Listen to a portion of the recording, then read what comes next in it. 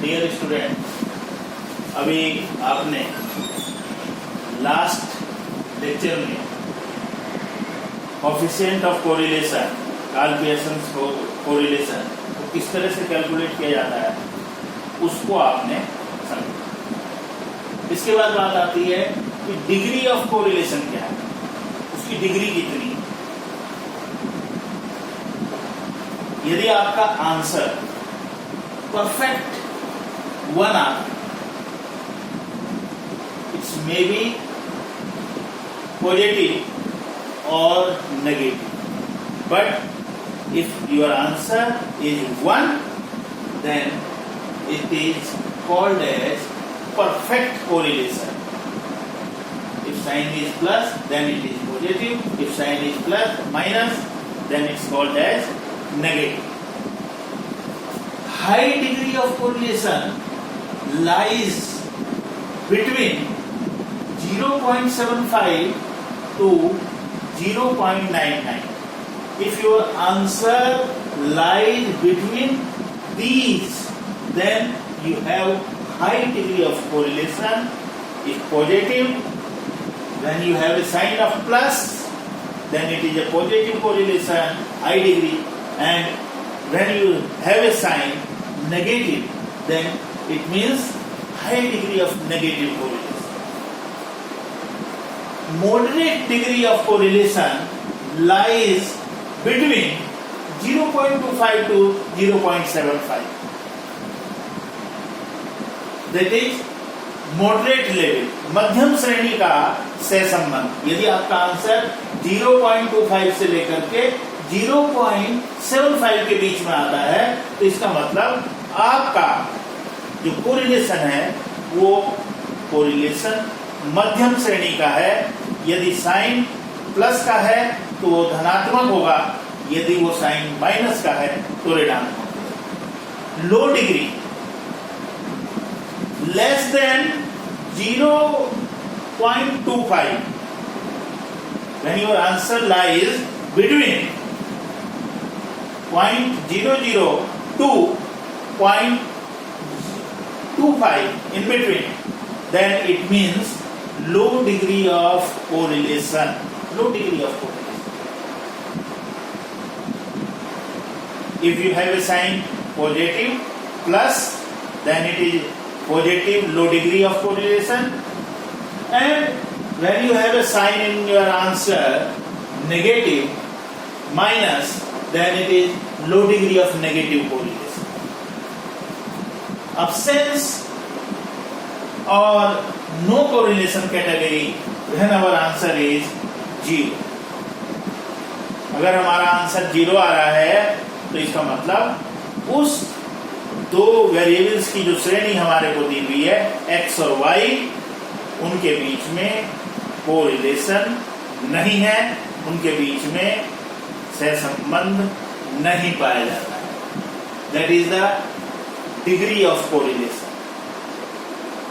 Last question जो मेरे पिछले वीडियो में था उसका आंसर 0.9 आया था और वो पॉजिटिव था, तो इसलिए we have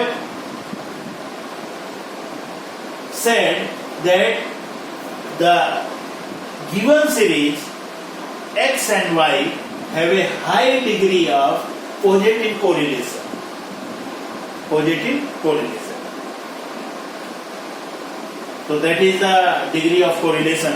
Now I can take one more question for you, that is clear you. If you have any doubt how to calculate correlation, coefficient of correlation, we are given the question, age of husband, age of husband, that's called X series. इसको हम X series मानेंगे। Age of husband is given to us 23. Then question mark 28 28, 29, 30, 31, again question mark, 35 and 36. The series is given to us, X series is given, age of husband, 23 question mark, 28, 28, 29, 30, 31 question mark, 35, 36. Age of wives. Age of wives, that is Y series. Y series is given to us 18, 20, 22, 27, 21, 29, 27, 29, 28 and 29.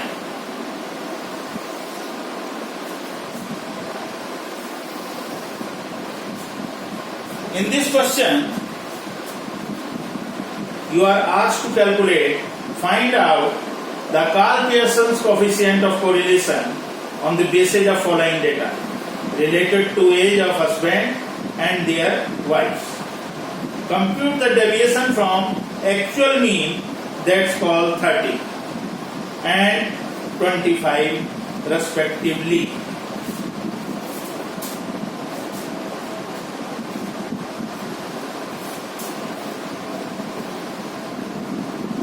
Number of items 1, 2, 3, 4, 5, 6, 7, 8, 9, 10. Number of items is given to you 10. And you are given one more information, that is X bar is equal to 30 and Y bar, mean of Y series, that is 25. ये information आपको given है, ये दो information आपको दी हुई है, but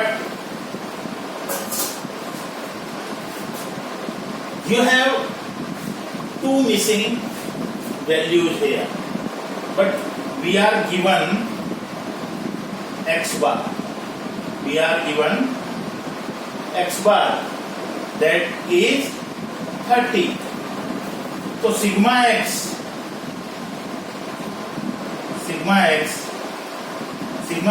हो जाएगा आपका, because x bar is equal to होता है सिग्मा एक्स अपॉन एन. तो x bar given 30 is equal to sigma x मालूम नहीं है आपको, एन इज इक्वल टू 10. तो sigma x is equal to 10 into 30, 300. तो यहाँ ये सिग्मा एक्स आ जाएगा हमारा, sigma x is equal to 300. Sigma x is equal to 300. We have taken deviation dx और आपको एज्यूम्ड मीन दिया हुआ है. You have to calculate deviation from their actual mean, that is given to you 30 in your question. Question में आपको जो actual mean दिया हुआ है 30, and you have directed to take deviation from 30. आपको किससे लेना है डेविएशन? 30 से लेना है, 30. तो dx. Now deviation from x 23 में से you have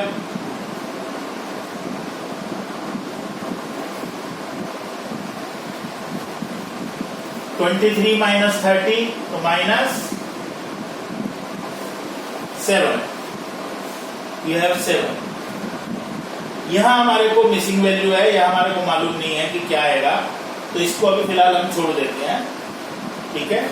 28 minus 30 minus 2 minus 2, 29 minus 30 minus 1 0 plus 1. Same position is here. We have no known value here. हमारे पास यहाँ पर कोई known value नहीं है, missing value है, तो अभी हम यहाँ पर कैलकुलेट नहीं कर सकते कि what is the deviation from here.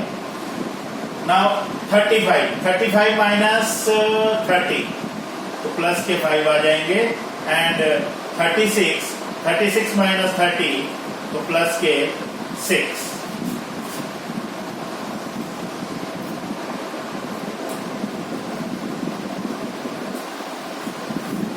d square x 7 7 49 2 2 जा 4 2 2 जा 4 1 0 1 5 5 जा 25 and 6 6 जा 36. Now we put and taken y series. y series को लेते हैं और y series में y बार आपको दिया हुआ है 25. You are given y bar 25 and you have taken deviation from 25. So then dy or deviation you have to calculate from 25. ये 25 से आप कैलकुलेट करेंगे. 18 minus 25, 18 में से 25 माइनस करेंगे तो minus 7, 20 minus 25 minus 5, 22 minus 25 minus 3, 27 minus 25 plus 2, 21 minus 25 minus 4, 29 plus minus 25 plus के 4, 27 minus 25 plus 2, 29 minus 25 plus 4 plus 3 and plus 4.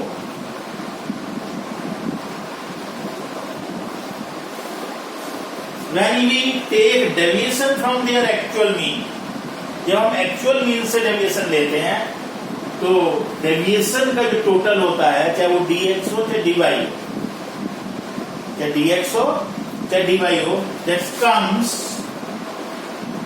0. वो 0 आना चाहिए.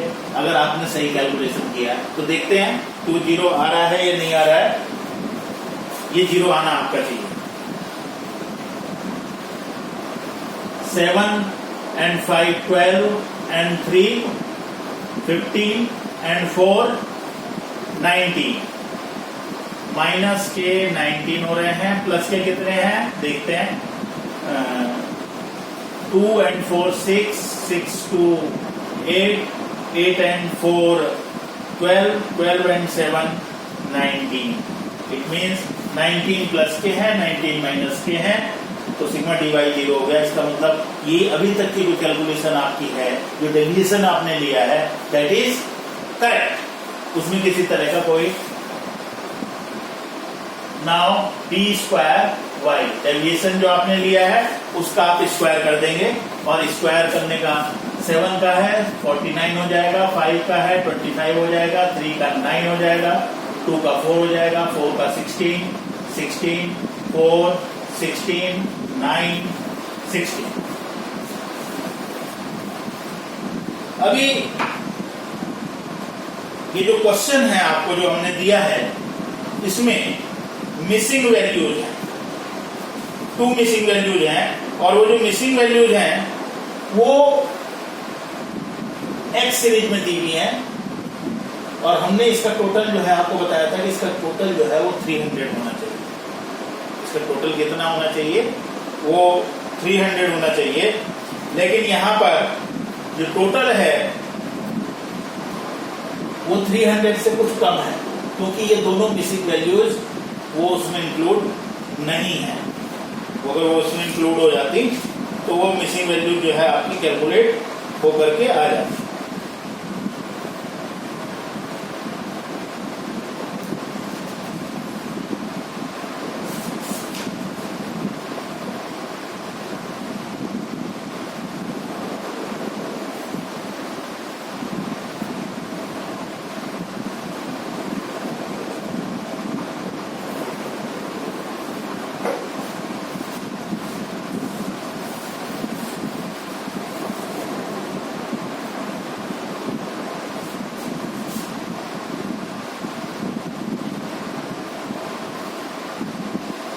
total age of husbands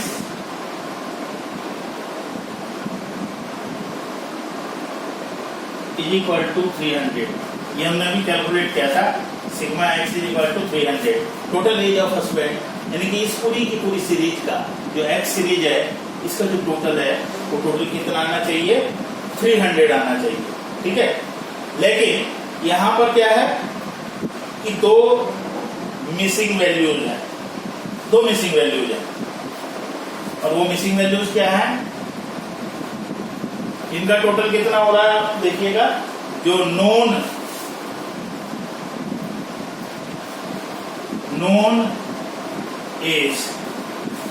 as की जो हमारे पास टोटल है वो टोटल कितना है, 23 plus 28 plus 28 plus 29 plus 30 plus 31 plus 35 plus 36 is equal to 240.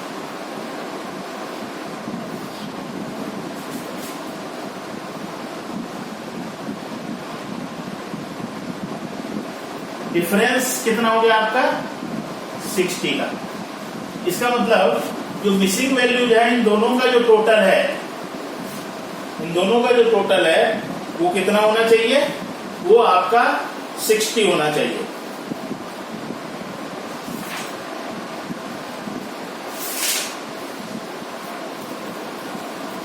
इसमें अब एक और इंफॉर्मेशन दे रखी है, assume the age of 8th husband, यानी कि 1 2 3 4 5 6 7 8, ये 8th हुआ. 8th husband is 6 years more than the second husband. second husband ये है, उन्होंने ये बताया कि सेकंड हस्बैंड से 8th हस्बैंड की जो एज है that is more than 6 years. उसकी जो एज है वो कितनी है, वो एज 6 साल अधिक है. तो ये मैं बीच में आपको बता रहा हूं, यहां पर ही कैलकुलेट कर रहा हूं, इसको बाद में रब कर देंगे. इसको मैं एज्यूम कर लेता हूं ए. सेकंड की कितनी है, ए. तो 8th हस्बैंड की एज कितनी होगी, 8th हस्बैंड की एज होगी सेकंड से 6 साल ज्यादा. सेकंड से 6 साल ज्यादा. तो इसका मतलब ये हुआ a plus 6 is equal to कितना, 60.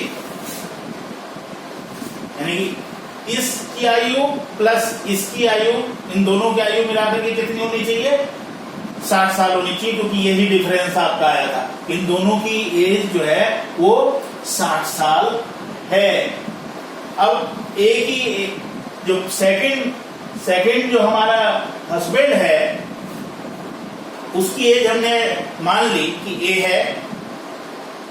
क्वेश्चन में गिवन है कि जो 8th नंबर का हस्बैंड है उसकी एज सेकंड के कंपेयर में 6 साल ज्यादा है.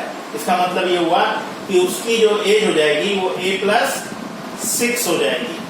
इसका मतलब पहले की एज प्लस दूसरे की एज, पहले की एज प्लस दूसरे की एज, ये दूसरे की एज है, ये 8वें की एज है. इन दोनों का जो टोटल है ये मिलाकर के 60 हो रहा है, दैट इज 60. तो अब हम इस इक्वेशन को सॉल्व कर लेंगे और ये इक्वेशन हो जाएगी आपने जो बनाई, a plus 6 is equal to 60, 2a plus 6 is equal to 60, 2a is equal to 60 minus 6, a is equal to 54 divided by 2 is equal to 27. यानी कि इसकी एज कितनी आ गई, 27 आ गई. और इसकी एज कितनी आ जाएगी, 27 प्लस 6 कितनी हो जाएगी? 33। इसकी एज हो जाएगी हमारी 33। तो ये एज कैलकुलेट करके आ गई। Now we can take deviation because we have the age with us. 27 minus 30 तो -3 आ जाएगा। 33 माइनस 30 तो प्लस के 3 आ जाएंगे।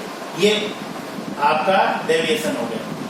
ये डेविएशन ले लिया। और मैंने अभी आपको बताया था कि when we can take deviation from their actual means, then deviation from its x series or its y series, that's the sigma of that deviation, that is 0. वो 0 होना चाहिए। तो ये आपको पता लग जाएगा कि आपने यहां तक का कैलकुलेट सही किया है नहीं किया। अब ये जो डेविएशन आया है इसको मैं टोटल करता हूं। अगर ये 0 आ रहा है इसका मतलब ये जो मिसिंग वैल्यूज हमने कैलकुलेट किए हैं, ये दोनों मिसिंग वैल्यूज जो कैलकुलेट की है, दैट इज राइट, वो हमने सही निकाली है। तो देखते हैं। माइनस के साथ हैं 7 प्लस 3 10 12 14 15 माइनस के 15 प्लस के भी 15 ही होने चाहिए। 3 1 4 6 10 5 15। तो इसका मतलब ये 0 आ गया है। और इसका अर्थ ये हुआ कि आपने ये जो कैलकुलेट किया है ये बिल्कुल सही कैलकुलेट किया है, इसमें किसी तरह का कोई अंतर नहीं। अभी हमारा एक लास्ट कॉलम रह गया, that is dx into dy। Last column होता है। तो dx ये रहा और ये dy है। तो -7 इंटू -7, तो 7 इंटू 7 49 और माइनस माइनस प्लस हो जाएंगे। 3 इंटू 5 3 इंटू 5 प्लस के 15 माइनस माइनस प्लस हो जाएंगे। 2 इंटू 3 प्लस के 6 2 इंटू 2, लेकिन माइनस के 4 आएंगे क्योंकि यहाँ माइनस का 2 है, यहाँ प्लस का 2 है। माइनस मल्टीप्लाइड विद प्लस तो माइनस साइन आएगा। तो 2 इंटू 2 माइनस के 4। 1 इंटू 4 प्लस के 4 आ जाएंगे। 0 इंटू 4 4 0 0 हो जाएगा। 1 इंटू 2 प्लस के 2 हो जाएंगे। और 3 इंटू 4 3 4 जा 12। 5 इंटू 3 15 एंड 6 इंटू 4 24। तो sigma dx into dy, sigma d square 1। और यहां भी हम निकाल लेंगे सिग्मा d स्क्वायर x। 3 का स्क्वायर यहाँ 9 आ जाएगा, यहाँ भी 3 आया था, यहाँ 3 का स्क्वायर 9 आ जाएगा। जब भी हम स्क्वायर करते हैं तो उनका जो साइन है वो प्लस में ही होता है, क्योंकि स्क्वायर करने पर 7 इंटू 7 49 हो जाएगा। माइनस और माइनस प्लस के साइन में चेंज हो जाते हैं। तो इसलिए जब भी हम स्क्वायर करते हैं वो साइन प्लस में ही आते हैं। तो अब इनका टोटल कर लेते हैं। और एग्जाम में कैलकुलेटर आपको अलाउड है तो इनका टोटल जो है आप इजीली कैलकुलेटर से कर सकते हैं। तो d स्क्वायर x का टोटल करते हैं। 49 plus 9 plus 4 plus 4 plus 1 plus 1 plus 9 plus 25 plus 36 is equal to 138 आ जाएगा। ऐसे ही यहां पर लेकर के चलते हैं। d स्क्वायर y का टोटल करते हैं। 49 plus 25 plus 9 plus 4 plus 16 plus 16 plus 4 plus 16 plus 9 plus 16 is equal to 164। ये 164 आ गया। ऐसे ही हम उधर का टोटल कर लेते हैं, dx dy का टोटल करते हैं। 49 plus 15 plus 6 plus 4 plus 2 plus 12 plus 15 plus 24, और इसमें से माइनस कर देते हैं, 4 के माइनस हैं तो ये आ जाएगा 123 प्लस के साइन के साथ 123 है, क्योंकि ये माइनस का 4 था, ये माइनस हमने 4 कर दिया, तो ये आपने इसका टोटल कर दिया। अब इसका टोटल करने के बाद सीधे सीधे हम अपना जो कोरिलेशन का फॉर्मूला है, कार्ल पियर्सन कोरिलेशन, उस फॉर्मूले को इसमें लगा।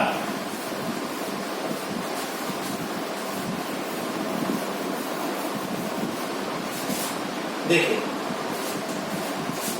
मैंने बताया था कि इसको स्मॉल r से डिनोट किया जाता है। Small r is equal to होता है sigma dx into dy minus sigma dx into sigma dy upon n, सब upon under root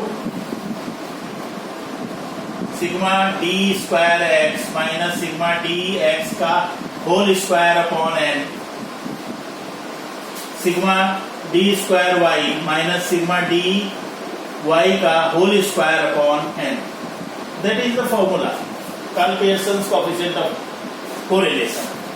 r, now putting the values, sigma dx dy plus में 123 आई है, minus sigma dx 0 था, sigma dy भी 0 ही है, because we can take deviation in x series or in y series from their actual means, so we have find sigma dx or dy 0 upon 10, सब upon sigma d square x is 138 minus 0 का whole square upon 10, sigma d square y is equal to 164 minus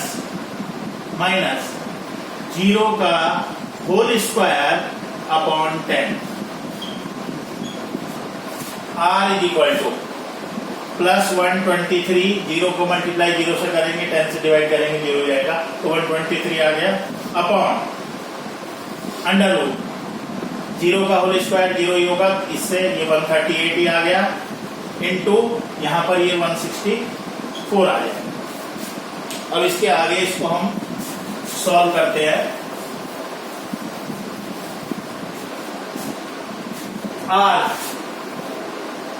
r is equal to plus 123 upon under root, अब हम 138 into 138 into 164 is equal to 22632 r is equal to 123।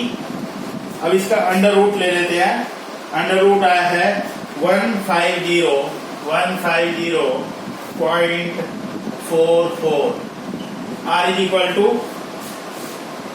अब इसका r calculate कर देते हैं, 123 divided by 150.44 is equal to plus, क्योंकि plus का sign चल रहा था, प्लस 0.82 अप्रोक्स।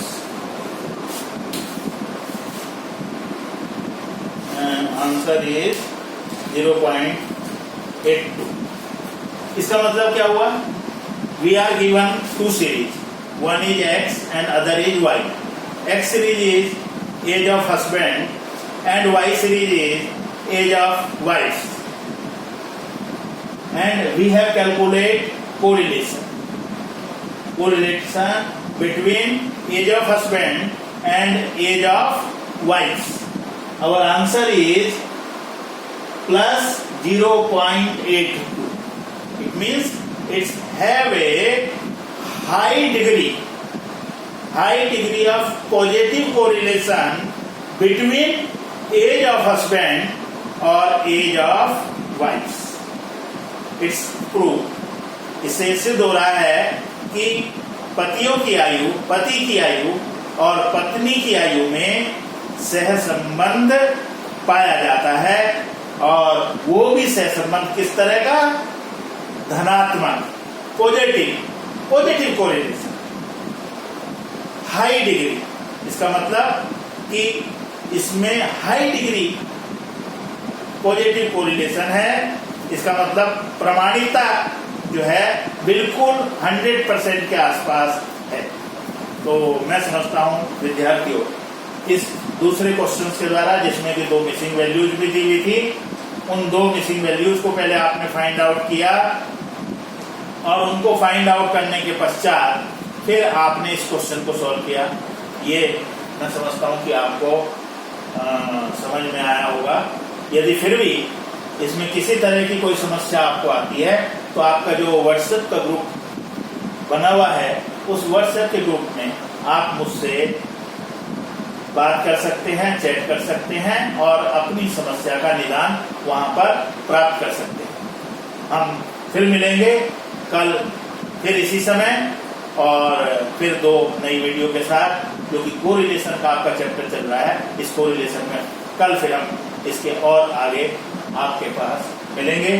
तब तक आप घरों में रहिए, स्टे होम, और सरकार के द्वारा जो लॉकडाउन के नियम हैं, उन लॉकडाउन के नियमों का पालन कीजिएगा, सोशल डिस्टेंसिंग को बनाए रखिएगा, और समय समय पर अपने हाथों को अच्छी प्रकार से धोते रहिएगा।